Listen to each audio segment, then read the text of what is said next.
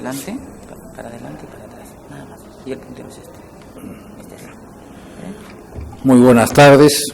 Realmente muchas gracias por las palabras del doctor Héctor Valdivia. Y mi agradecimiento a la Junta Directiva y al Comité Organizador de este primer curso internacional sobre nutrición, actividad física y salud. Me voy a ocupar, como se ha mencionado, en el tema de cómo es que la obesidad constituye una condición patológica que ocasiona una serie de disturbios en el organismo, particularmente en cuanto se refiere al aparato cardiovascular. Se ha dicho en primer lugar que la obesidad es causa de una serie de comorbilidades, como son la diabetes mellitus, produce dislipoproteinemias, produce trastornos del apnea, que creo que ha sido señalado anteriormente por el doctor Jorge Rey de Castro, está vinculado al síndrome de ovarios poliquísticos, a la preeclampsia, a colecistopatías, enfermedad cardiovascular, cáncer de mama, de útero, de colon, etcétera, osteoartropatías, el hígado graso, desórdenes afectivas y problemas psicosociales en una serie de otros disturbios. Para poder enfocar este tema, me voy a apoyar en un trabajo que hemos realizado en el Instituto de Investigaciones Clínicas de la Facultad de Medicina de la Universidad Nacional Mayor de San Marcos, y que se refiere al hecho de haber estudiado a 107 obesos, de los cuales 77 fueron mujeres y 28 varones, cuyas edades, como ustedes pueden ver, eran similares. Los varones pesaban más que las mujeres y tenían una talla mayor, pero el índice de masa corporal era igual entre ambos. Asimismo, los varones tenían una circunferencia abdominal mayor que las mujeres, pero además de eso, la presión arterial era similar. En relación al grado de obesidad, en este diapositivo pueden apreciar que el 46, casi 47% tenía una obesidad leve entre 30 a 34. ¿Se entiende? Porque todos tenían un índice de masa corporal superior a 30 para ser catalogados como obesos. Una obesidad moderada, el 24.7%, y obesidad mórbida, 28.15%. Acá podemos ver las concentraciones tanto de glucosa como de fracciones lipoproteicas. La glucosa era semejante, era prácticamente una concentración normal. El colesterol también estaba por encima de lo normal, considerando como límite a 200 miligramos por decilitro. El colesterol HDL, como suele ocurrir normalmente, fue mayor en las mujeres que en los varones, estadísticamente en forma significativa, y los triglicéridos, el VLL, LDL y no HDL eran semejantes en ambos géneros. En relación a los factores de riesgo cardiovascular que hay que tener en cuenta, debemos dividir los factores de riesgo vascular entre aquellos que son lipídicos y los no lipídicos. Los lipídicos se refieren a aquellos casos en los cuales el colesterol LDL, que es la fracción más importante del colesterol total, está elevada por encima de 130 miligramos por decilitro. Asimismo, también se consideran factores de riesgo cardiovascular independientes a la disminución del colesterol HDL, al incremento de los triglicéridos, y también se debe tomar en cuenta lo que se llama la fracción no HDL. La fracción no HDL es una fracción calculada que es muy simple de obtener, se sustrae a la concentración del colesterol total la concentración del colesterol HDL, y uno tiene en ese concepto de colesterol no HDL a todas las fracciones aterogénicas de la sangre, inclusive aquellas que no se suelen medir, como el colesterol de densidad intermedia, o sea, el IDL, como también a otras fracciones que realmente solamente a través de otros procedimientos más complejos es factible de medir. Por lo tanto, hay que tener en cuenta esos factores lipídicos. Y los no lipídicos son aquellos factores, por ejemplo, la edad mayor de 50 años, las mujeres posmenopáusicas, que son los factores no modificables, o sea, no lipídicos no modificables.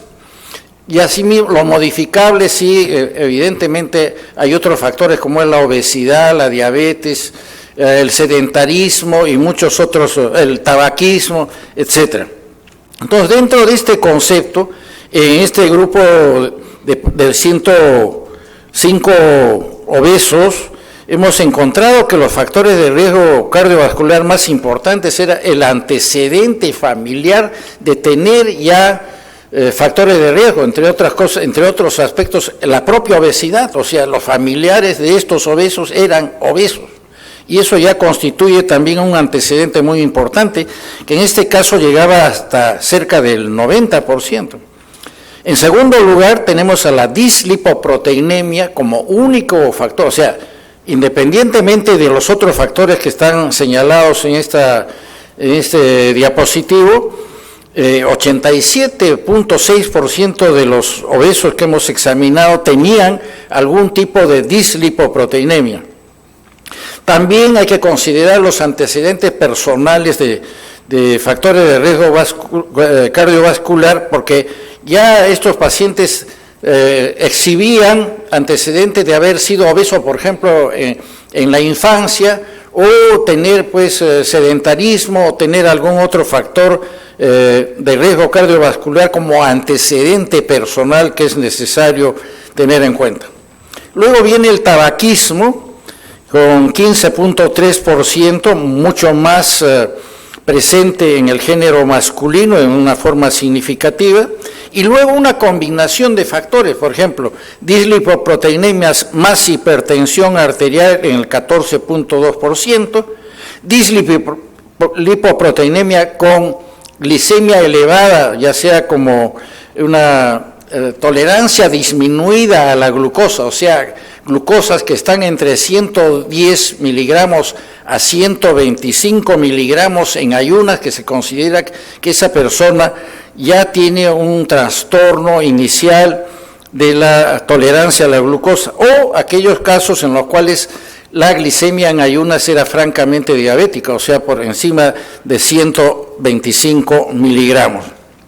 Macrosomía fetal o peso bajo al nacer es un antecedente también sumamente importante que se encontró en el 5%, estuvo más presente fundamentalmente en el género femenino. Luego, otra combinación de dislipoproteinemia más hipertensión, más glucosa elevada en el prácticamente 5%, hipertensión arterial más glicemia elevada en algo así como el 1%, y algunos casos en los cuales solamente tenían hipertensión arterial o hiperglicemia. Y además de eso, también acá se introduce el concepto de los llamados obesos, entre comillas, ¿se entiende? Obesos sanos, o sea que solamente tenían obesidad y no tenían absolutamente ningún otro factor de riesgo vascular.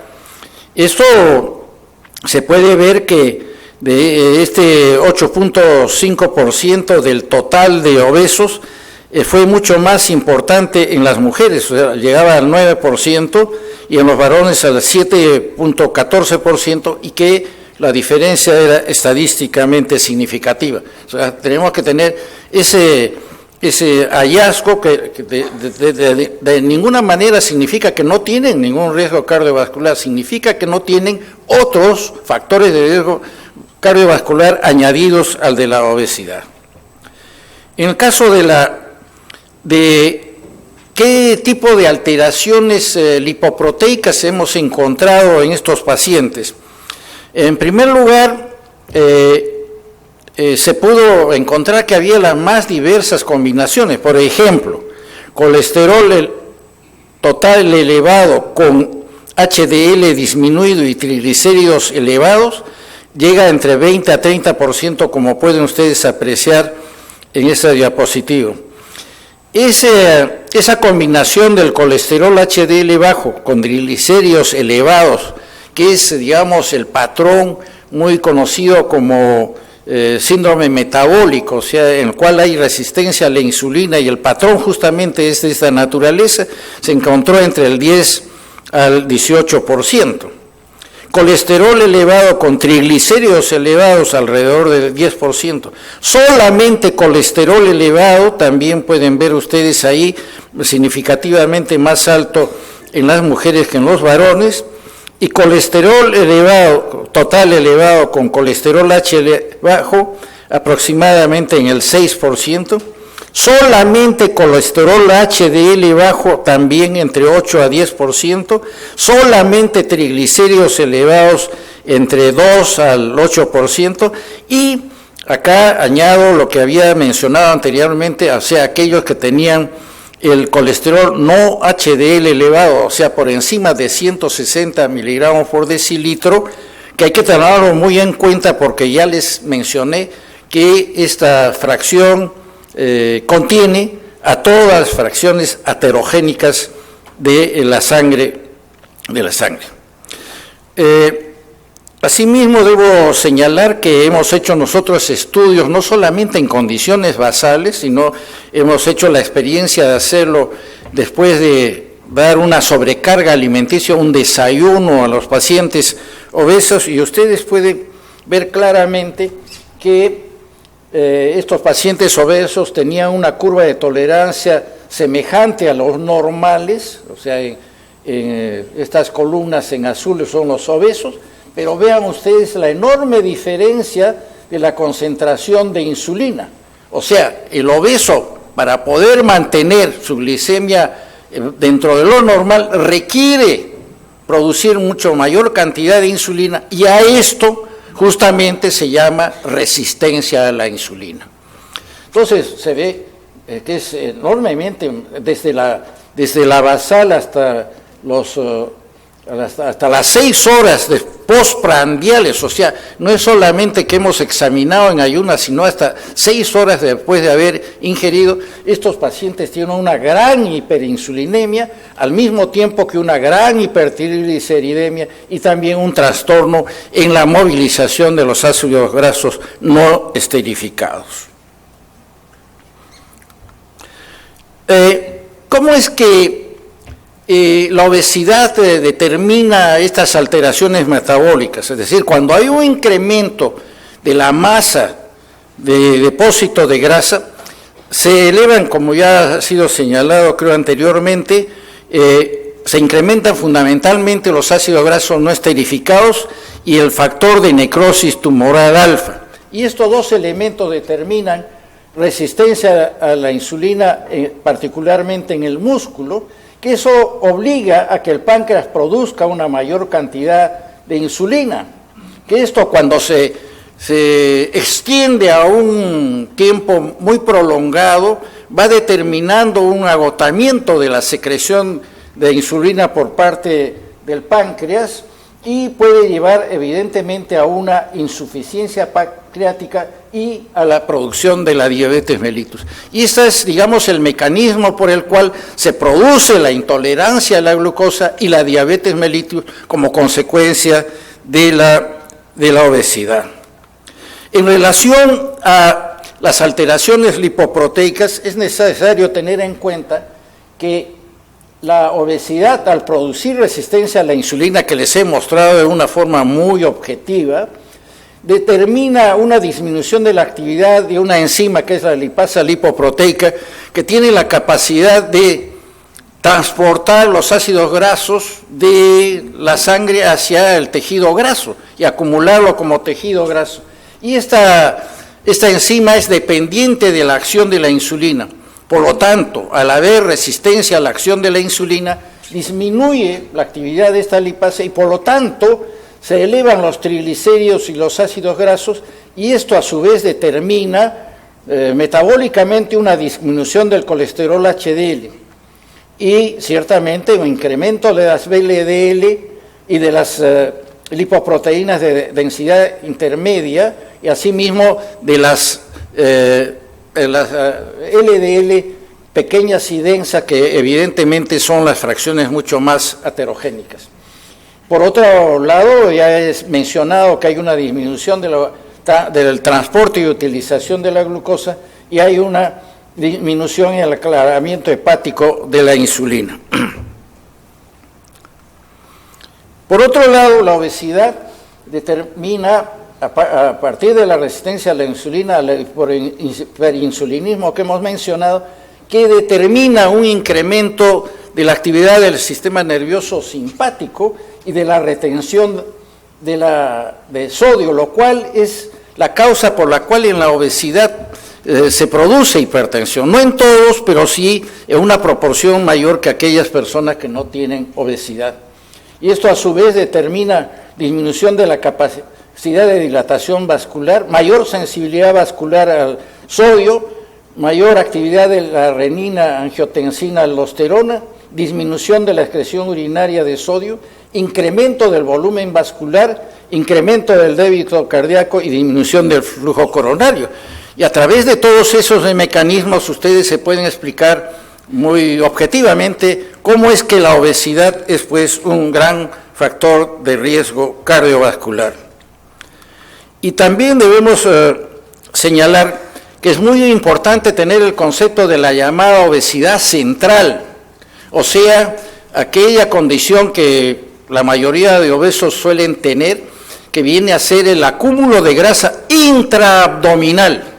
O sea, no estoy hablando de la grasa de los pliegues abdominales, sino estoy hablando de la grasa intraabdominal que tiene un metabolismo diferente a la grasa intraabdominal, y esto ha sido muy bien documentado por la doctora Medina Lezama, justamente de Arequipa, donde ella, en un estudio que fue publicado en Diabetes Care en el año 2010, señaló que para los hispanos andinos, o sea, se está refiriendo a los arequipeños, ¿no?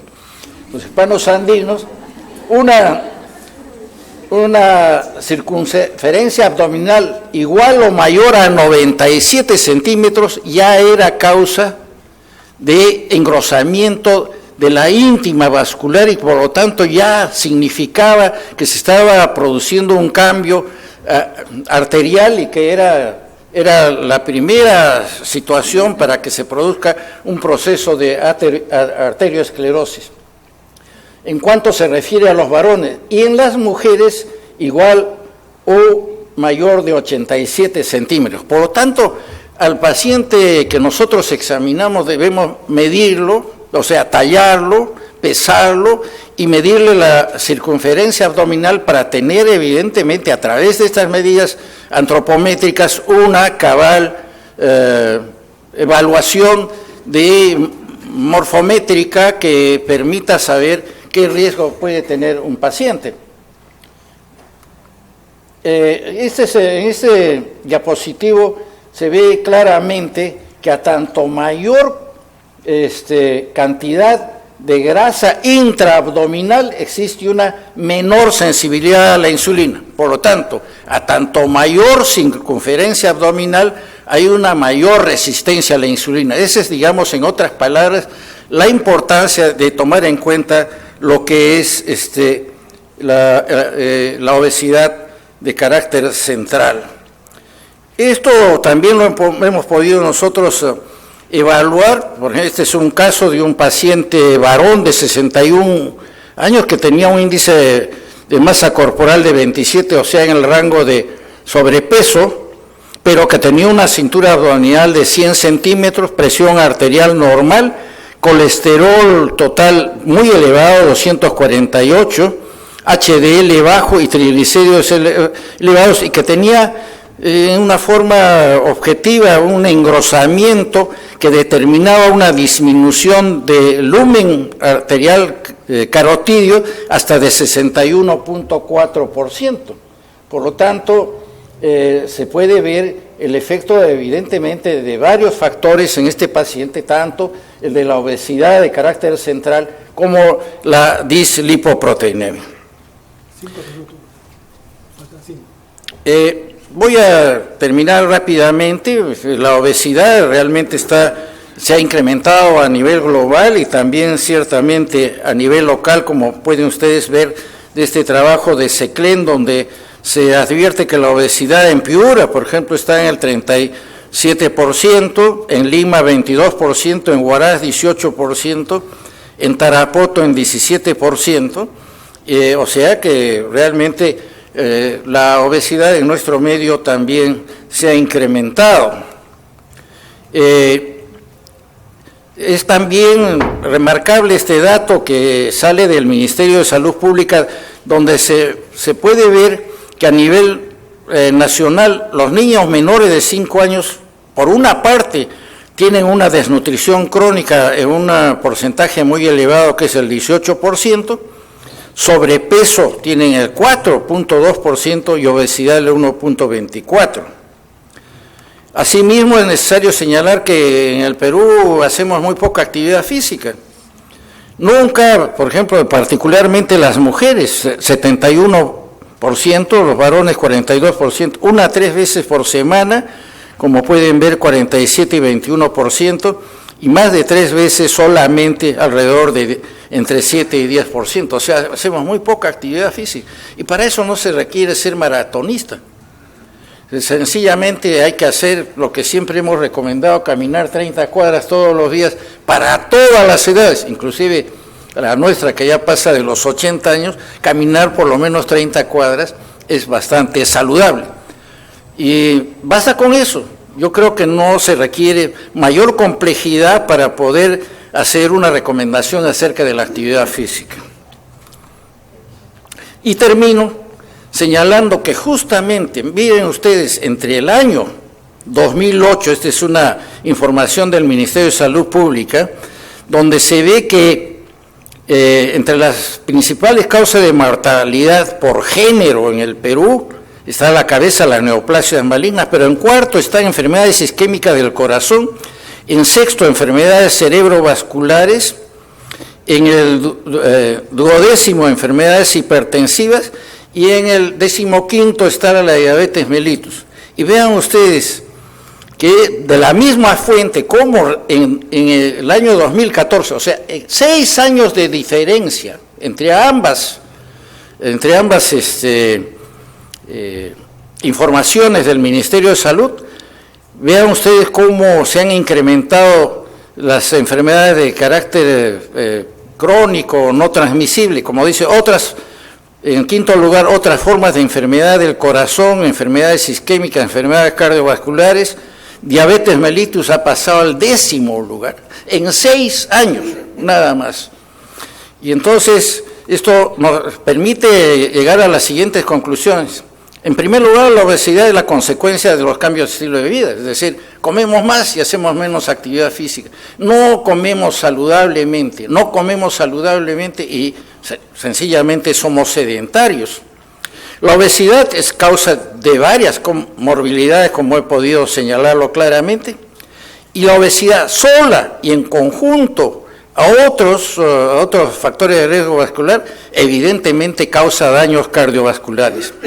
La obesidad es un factor de riesgo cardiovascular a través de varios mecanismos.